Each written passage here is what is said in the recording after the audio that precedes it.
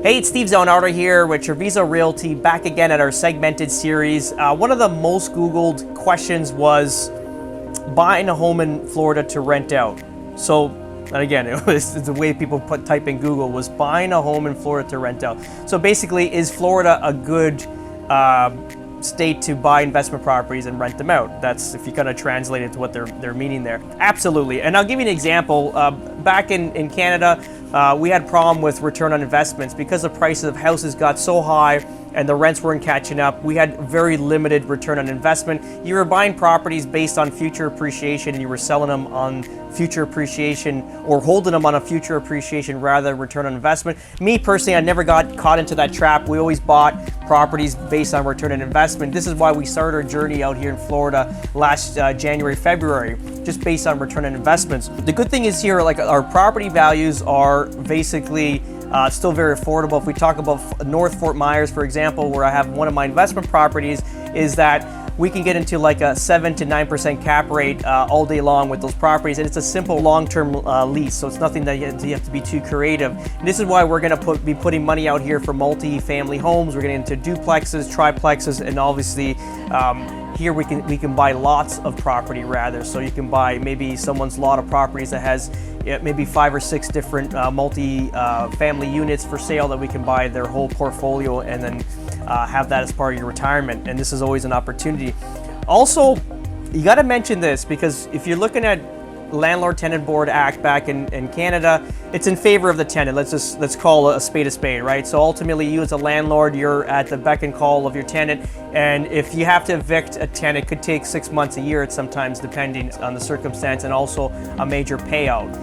And it doesn't mean you're going to get your property back in good state of affairs. It could be damaged, and then you're going to chase a dead cat trying to get the money to repair this property. So fast forward to what we have here in Florida. Their board, which is a Florida Residential Landlord-Tenant Act, is more in favor of the landlord.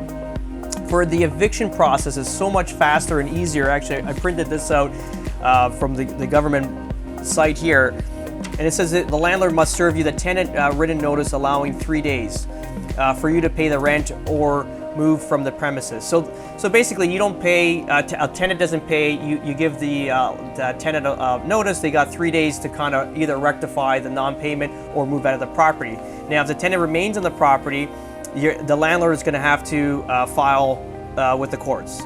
So if the courts agrees with the landlord, you will be notified in writing. You will have 5 days to respond, also in writing to the court. If you do not respond or a judgment is entered against you, the clerk of the county court will issue a writ possession to the sheriff, who will notify you that eviction will take place in 24 hours.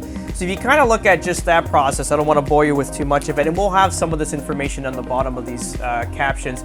The Landlord-Tenant Board Act here in America, or Florida rather, is going to be more in the favor of a landlord based on eviction process. So that's good for us naturally. And if you're looking at also one more determining factor here is rent control.